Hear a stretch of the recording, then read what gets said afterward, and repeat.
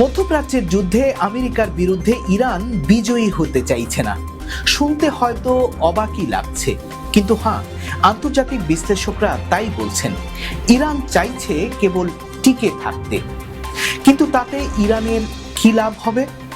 আন্তর্জাতিক বিশ্লেষকদের ধারণা, ইরান যদি যুদ্ধে শেষ পর্যন্ত টিকে থাকতে পারে তাহলে আমেরিকার বিষয়ে মোহভঙ্গ হবে মধ্যপ্রাচ্যের তেল সমৃদ্ধ দেশগুলোর।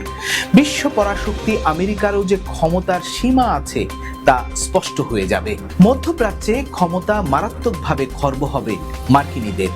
সেখানে ইরান পেতে চায় মধ্যপ্রাচ্যের নেতৃত্বের আসন। ইরানের অন্যতম চাওয়া এটাও, কিন্তু ইরানের সেই পরিকল্পনা কি বাস্তবায়ন করতে দেবে সৌদি আরব? তারপরও যুদ্ধ চালিয়ে গেলে রক্ত ঝরবে দুপক্ষেরই, কিন্তু তাতে কি আরো লাভ আছে কিছু ইরানের?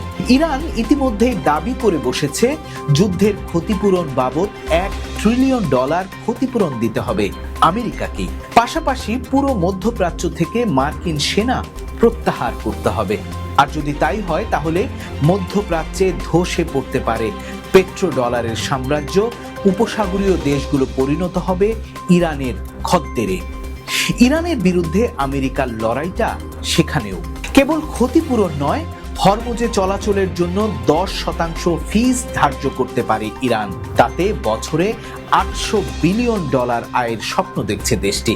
আর তাতে ক্ষতির মুখে পড়বে চীন, ভারত, বাংলাদেশ, ফিলিপিন সহ আরো অনেক দেশ যাদের তেলের জন্য হরমুজের উপরই নির্ভর করতে হয়। কিন্তু প্রবল পরাশক্তি আমেরিকা ইসরায়েলের বিরুদ্ধে কি শেষ পর্যন্ত টিকে থাকতে পারবে ইরান?